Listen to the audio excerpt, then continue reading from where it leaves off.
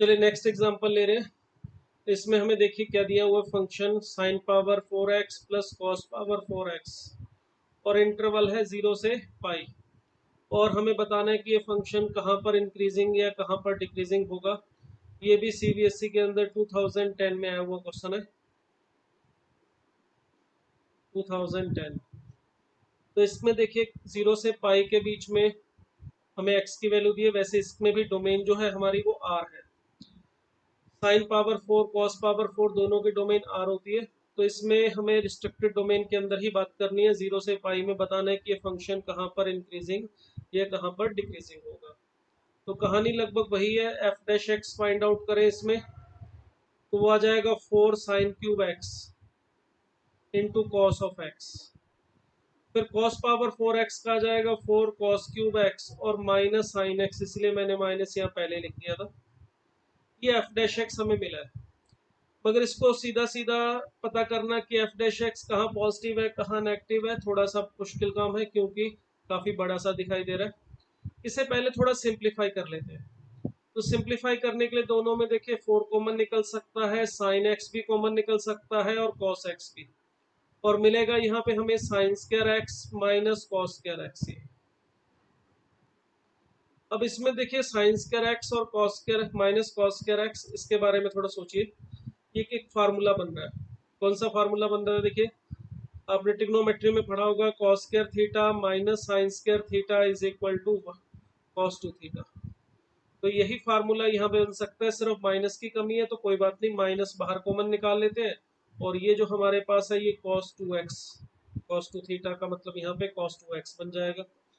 इसी तरह से यहाँ पर भी देखिए जरा, 4 साइन एक्स कॉस एक्स, एक फार्मूला होता है हमारा 2 sine theta cos theta is equal to sine two theta, ये हम यूज कर सकते हैं यहाँ पे। तो इसमें से 2 अलग कर लीजिए और 2 sine theta x cos x को लिख सकते हैं साइन 2x।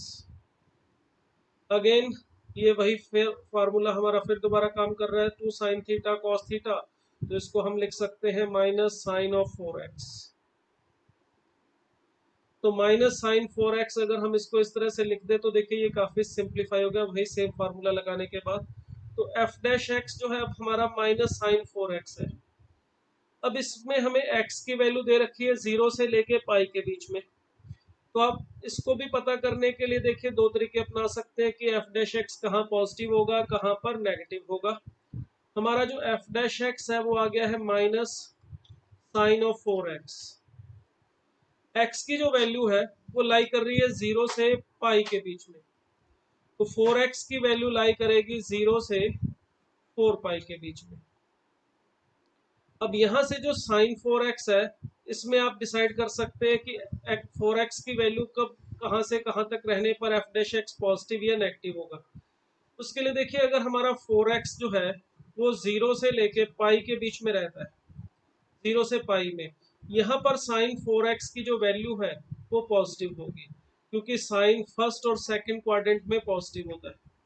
अगर 4x की वैल्यू पाई से लेके 2 पाई के बीच में रहे तो यहाँ पर ये साइन 4x की जो वैल्यू है वो नेगेटिव आ जाएगी, क्योंकि ये थर्ड एंड फोर्थ क्वाड्रेंट हो जाएगा और थर्ड एंड फोर्थ क्वाड्रेंट में साइन 4x नेगेटिव हो जाएगा।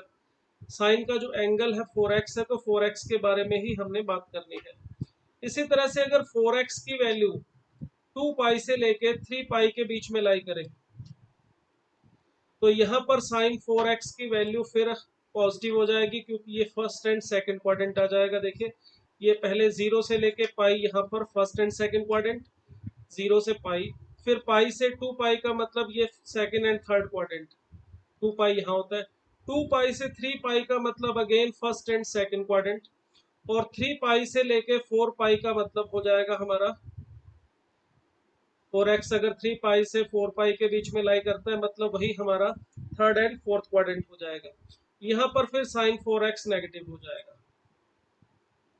मगर एफ डैश एक्स जो है वो माइनस साइन 4x है, तो जहां पर साइन 4x पॉजिटिव होगा वहां माइनस साइन 4x नेगेटिव होगा, जहां साइन 4x नेगेटिव होगा वहां पर माइनस साइन 4x यानी एफ डैश एक्स पॉजिटिव हो जाएगा। तो रिवर्स होगा साइन 4x का वैल्यू या साइन और एफ डैश एक्स का साइन। तो देखिए एफ डैश एक्स अगर पूछा जाए पॉजिटिव कहाँ पर होगा, तो देखिए इस इंटरवल में जहां पर साइन 4x नेगेटिव हो रहा है, इन दोनों केसेस में, ये हमारे पास दो इंटरवल यहाँ पर एफ डैश एक्स पॉजिटिव था, इन दो केसेस में हमारा जो साइन 4x है वो नेगेटिव है, तो माइनस साइन 4x यानी एफ डैश एक्स पॉजिटिव होगा। ये जो केस है इसमें अगर 4x की वैल्यू पाई से लेके 2 पाई के बीच में लाई कर रही है, तो यहाँ का x की अगर वैल्यू के बारे में बात करें तो x की वैल्यू लाई करनी चाहिए पाई बाय 4 से लेके 2 pi by 4 that is pi by 2। इसी तरह से अगर यहाँ पे बात करें 4x की वैल्यू अगर 2 पाई से 4 पाई के बीच में लाई कर रही है, तो 4 से डिवाइड करेंगे तो x की वैल्यू 3 पाई बाय 4 से लेके पाई आ जाएगी। तो एफ डैश एक्स पॉजिटिव कहाँ पर होगा, पाई बाय 4 से लेके pi by 2 union 3 pi by 4 से लेके पाई। तो ये दो इंटरवल में एफ डैश एक्स पॉजिटिव होगा। और एफ डैश एक्स नेगेटिव कहाँ पर होगा, उसके लिए देखिए जब साइन 4x हमारा पॉजिटिव होगा तब एफ डैश एक्स नेगेटिव हो जाएगा, ये दो इंटरवल। और इन दोनों इंटरवल से अगर आप x की वैल्यू देखें तो x की वैल्यू फर्स्ट वाले में से आएगी 0 से पाई बाय 4 और सेकंड वाले में से हमें मिलेगी पाई बाय 2 से 3 पाई बाय 4। तो ये हमारे पास इंटरवल आगे जहां पर एफ डैश एक्स पॉजिटिव है या नेगेटिव है। अब अगर मुझे लिखना है final answer interval of increasing, कहाँ पर फंक्शन इंक्रीजिंग होगा, तो ये दो टुकड़े हैं, मगर आपको बताया था यूनियन करके इंटरवल ऑफ इंक्रीजिंग नहीं लिखा जाएगा। एफ डैश एक्स कहाँ पॉजिटिव है ये यूनियन करके लिख सकते हो, मगर आपको इंटरवल ऑफ इंक्रीजिंग बताना है तो हम बताएंगे पाई बाय 4 से pi by 2 and 3 pi by 4 से पाई। ये दोनों हमारे इंटरवल ऑफ इंक्रीजिंग होंगे, ठीक है। और इंटरवल ऑफ अगर डिक्रीजिंग लिखना है तो इंटरवल ऑफ डिक्रीजिंग होगा हमारा यहाँ पे 0 से लेके pi by 4 and pi by 4 से लेके पाई बाय 2 से लेके 3 पाई बाय 4। तो ये हमारा interval of increasing and interval of decreasing हम इस तरह से बता सकते हैं। देखो एक तो आपको मैंने बताया क्वाड्रेंट के हिसाब से चेक करके, दूसरा आप इतना करने के बजाय ग्राफ से भी डिसाइड कर सकते थे। ग्राफ से कैसे डिसाइड होगा ये देखें, एफ डैश एक्स है हमारा माइनस साइन 4x। अगर इसमें ग्राफ की हेल्प लेनी है तो फिर आपको ट्रांसफॉर्मेशन ऑफ ग्राफ के बारे में जानकारी होनी चाहिए। देखिए साइन ऑफ एक्स का जो ग्राफ है वो हमें पता है किस तरह से बनता है। साइन एक्स का ग्राफ इस तरह से बनता है 0 से 2 पाई, या जहां तक भी बनाना चाहे बना सकते हैं। ये 0, ये पाई, ये 2 पाई, ये 3 पाई और ये 4 पाई। इसी तरह से पीछे भी बनाना चाहे बना सकते हैं -पाई। अब अगर मैं ग्राफ बनाना चाहता हूँ y is equal to sine of 4x का, तो 4x का ग्राफ कैसे बनेगा। देखो x को हम अगर 4x से रिप्लेस करते हैं तो इससे इसके पीरियड पे इफेक्ट पड़ता है। साइन x का अगर पीरियड देखें तो 2 पाई है, अगर आपने x को 4x से रिप्लेस कर दिया है तो पीरियड जो है वो 4 से डिवाइड हो जाएगा, यानी 2 पाई बाय 4। यानी इस केस में जो पीरियड है हमारा वो पाई बाय 2 होगा। पीरियड पाई बाय 2 होने का क्या मतलब है, साइन एक्स का जो पीरियड है वो 2 पाई था, तो 0 से 2 पाई में देखिए इसका एक अप एंड डाउन कंप्लीट हो रहा था। फिर जैसा ग्राफ 0 से 2 पाई में था वैसा ही 2 पाई से 4 पाई में, वैसा ही 4 पाई से 6 पाई में। इसका पीरियड है पाई बाय 2। तो इसका ग्राफ अगर हम देखें 0 से पाई बाय 2 में ही एक अप एंड डाउन कंप्लीट कर लेगा। रेंज पे कोई फर्क नहीं पड़ेगा, ऊपर साइन एक्स का भी वैल्यू 1 तक और -1 नीचे इसकी मिनिमम वैल्यू आती थी, वैसे ही साइन 4x की भी रेंज वही रहेगी -1 से 1, मगर ग्राफ जो है वो श्रिंक हो जाएगा ओरिजिन की तरफ। तो ग्राफ इस तरह से श्रिंक हो जाएगा कि सिर्फ 0 से पाई बाय 2 के अंदर ही इसका एक अप एंड डाउन कंप्लीट हो जाएगा। और इसी तरह से 0 से पाई के बीच में बात करोगे तो इस तरह से ग्राफ बन पाएगा इसका। और ये जो पॉइंट्स है हमारे, ये वाला पॉइंट होगा पाई बाय 4 और ये वाला पॉइंट होगा 3 पाई बाय 4। अब आप इस ग्राफ को देख के भी डिसाइड कर सकते हैं कि हमारा एफ डैश एक्स कहाँ पॉजिटिव या कहाँ पे नेगेटिव होगा। तो एफ डैश एक्स पॉजिटिव होगा जब साइन 4x की वैल्यू नेगेटिव होगी, और साइन 4x देखिए नेगेटिव हो रहा है कहाँ पे, π/4 से लेके π/2 के बीच में, और उसके बाद 3π/4 से लेके पाई के बीच में। यहाँ पर साइन 4x नेगेटिव है तो माइनस साइन 4x पॉजिटिव होगा, यानी एफ डैश एक्स पॉजिटिव होगा।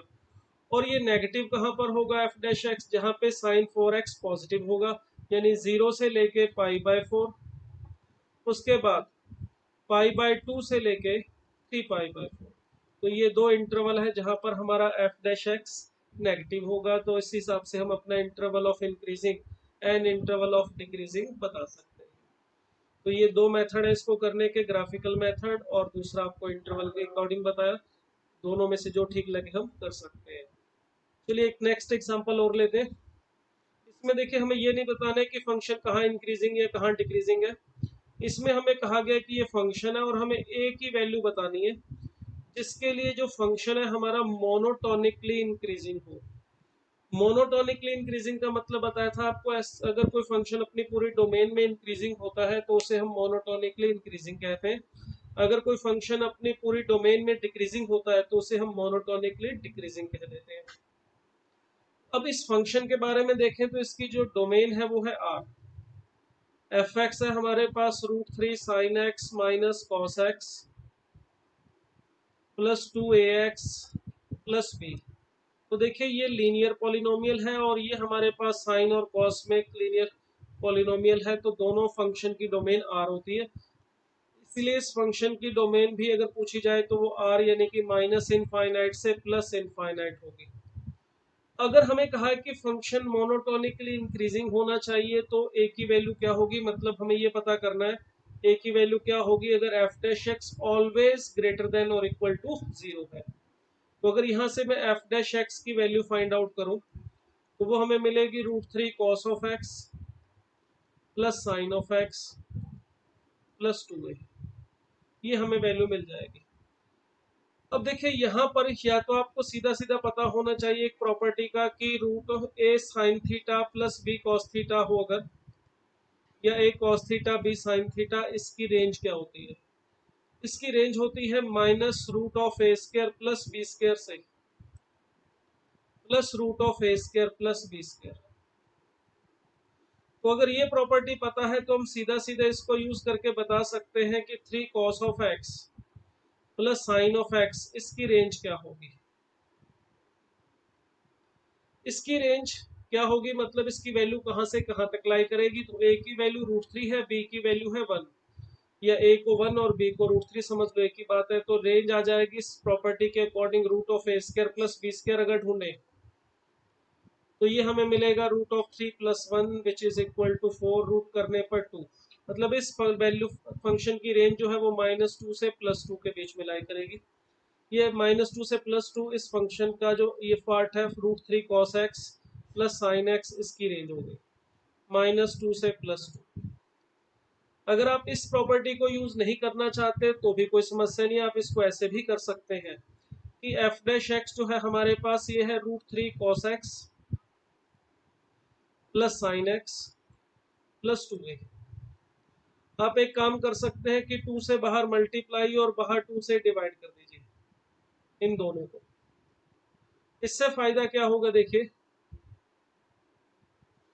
जो एफ डैश एक्स है हमारा वो आ जाएगा 2 into √3/2 cos x plus 1/2 sine x plus 2a। अब इसको √3/2 को आप लिख सकते हो साइन π/3, और इसी तरह से ये 1/2 को लिखा जा सकता है cos π/3 cos 60 डिग्री। इससे देखिए ये हमारे पास फार्मूला बन गया साइन ए cos b प्लस cos ए साइन b, तो 2 साइन ऑफ x प्लस π/3 ये आ गया प्लस 2 एज इट इज। अब देखिए साइन में एंगल x है, चाहे x प्लस π/3 है कुछ भी हो, साइन में एंगल साइन थीटा की वैल्यू हमें पता है -1 से +1 के बीच में लाई करती है। तो 2 साइन थीटा की वैल्यू लाई करनी चाहिए -2 से +2। तो इसका मतलब हमारा ये जो एफ डैश एक्स का ये वाला हिस्सा है इसकी वैल्यू -2 से +2 के बीच में लाई करेगी, और साथ में +2 और कर रखा है, तो इसका सॉरी +2a है यहाँ पे, +2a। अब हमें ये डिसाइड करना है कि हमारा फंक्शन मोनोटोनिकली इंक्रीजिंग कब होगा। अब देखिए एफ एक्स मोनोटोनिकली इंक्रीजिंग तब होगा, F x is monotonically increasing if and only F dash x जो हमारा है वो ग्रेटर देन इक्वल टू 0 हो for all x belongs to R. मतलब हम चाहते हैं कि ये हमारा 2 sine of x plus pi by 3 plus 2a ये 0 से बड़ा रहना चाहिए। चाहे आप इसको पीछे वाले पार्ट से कर सकते हैं, एक ही आंसर आएगा, कोई दिक्कत नहीं है। ये नंबर हमारा -2 से +2 के बीच में लाई कर रहा है। आप यहाँ से बात करेंगे तो a की value greater than equal to आ जाएगी minus sine of x plus pi by 3। देखिए साइन की वैल्यू -a और +a के -1 से +1 के बीच में लाई करती है, और minus sine of pi x plus pi by 3 भी वही -1 और 1 के बीच में ही लाई करेंगे। अगर हम चाहते हैं कि फंक्शन मोनोटोनिकली इंक्रीजिंग हो तो एफ डैश एक्स 0 से बड़ा होना चाहिए, और वो तभी होगा जब हमारा a इस वैल्यू से हमेशा बड़ा है। x चाहे कुछ भी होता रहे, ये a जो है वो इस वैल्यू से minus sine of x plus pi by 3 से बड़ा होना चाहिए। तो देखिए इसकी मैक्सिमम वैल्यू है 1। अगर हम a की वैल्यू 1 से बड़ी ले लें तो ये a हमारा इस minus sine of x plus pi by 3 से हमेशा बड़ा हो जाएगा, यानी एफ डैश एक्स पॉजिटिव हो जाएगा हमेशा, और फंक्शन मोनोटोनिकली इंक्रीजिंग हो जाएगा। तो इसका मतलब हमारा आंसर आएगा a belongs to 1 to infinite. ए अगर 1 या उससे बड़ा कुछ भी हो तो आपका एफ डैश एक्स कभी भी नेगेटिव नहीं हो सकता। यही बात आप इस प्रीवियस वाले मेथड से भी बता सकते हो कि ये नंबर हमारा -2 से +2 के बीच में है। हम चाहते हैं कि पूरी वैल्यू पॉजिटिव हो या पूरी वैल्यू नेगेटिव हो, दोनों के लिए वही सेम थिंग। अगर हमारा ये नंबर -2 से +2 के बीच में है और a की वैल्यू अगर 1 से बड़ी हो जाए तो 2a की वैल्यू 2 से बड़ी हो जाएगी, 2 से इनफाइनाइट। तो उस केस में भी दोनों का सम जो है वो 0 से बड़ा रहेगा, फंक्शन मोनोटोनिकली इंक्रीजिंग हो जाएगा। अब अगर मोनोटोनिकली डिक्रीजिंग की बात करनी है, देखिए सॉरी पीछे चला गया गलती से, ये हमारे पास एफ डैश एक्स के लिए मोनोटोनिकली इंक्रीजिंग के लिए आया। इसी तरह से अगर मैं डिक्रीजिंग की बात करूं तो f x is monotonically decreasing.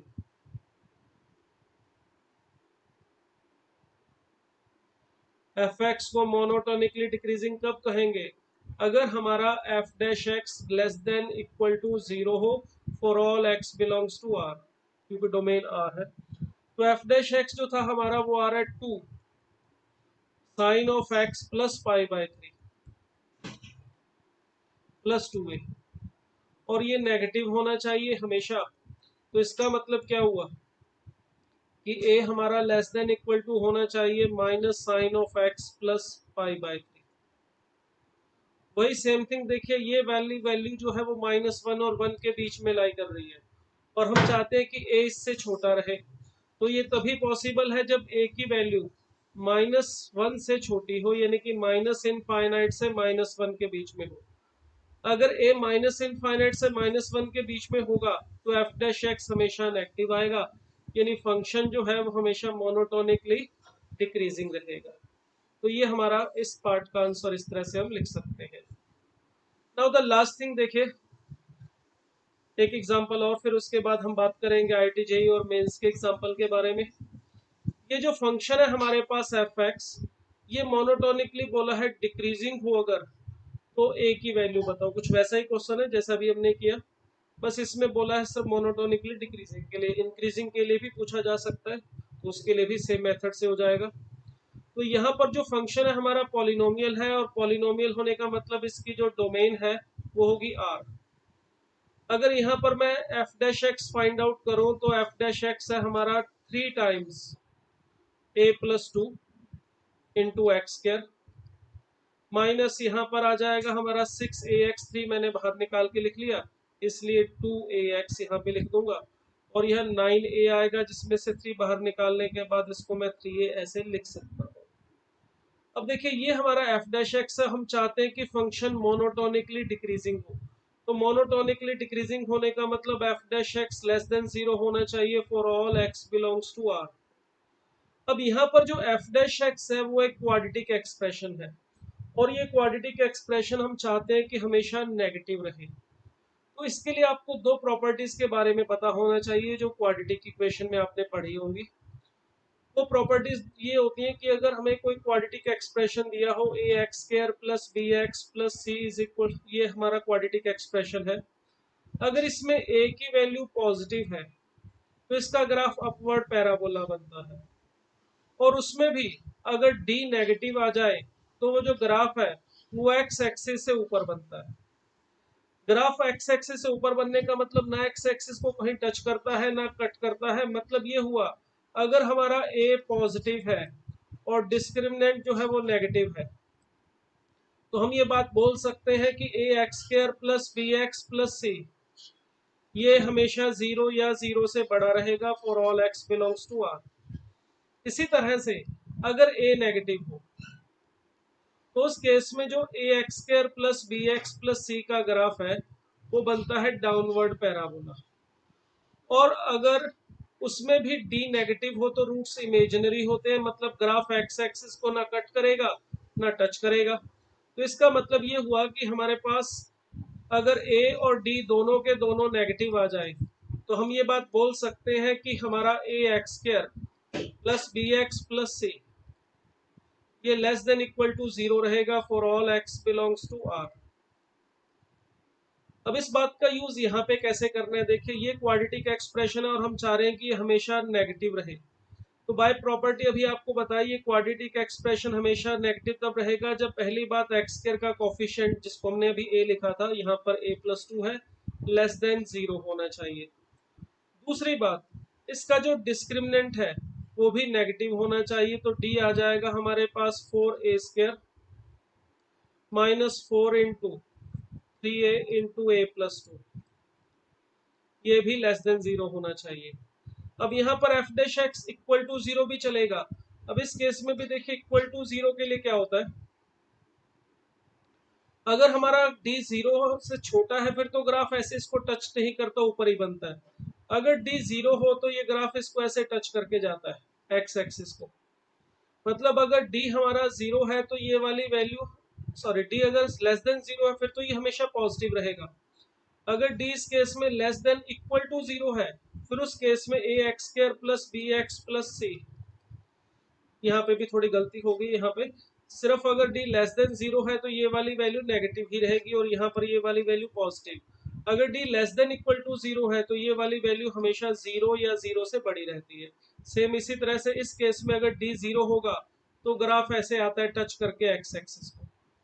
यानी अगर डी 0 है हमारा या लेस देन इक्वल टू 0 है उस केस में हमारा a x square plus b x plus c ये जो क्वाड्रेटिक एक्सप्रेशन है वो 0 या 0 से छोटा होगा। देखो डी अगर नेगेटिव है तो ग्राफ एक्स एक्सिस को टच नहीं करता ना ही इंटरसेक्ट करता है, वो हमेशा उससे ऊपर एक्स एक्सिस या नीचे रहेगा।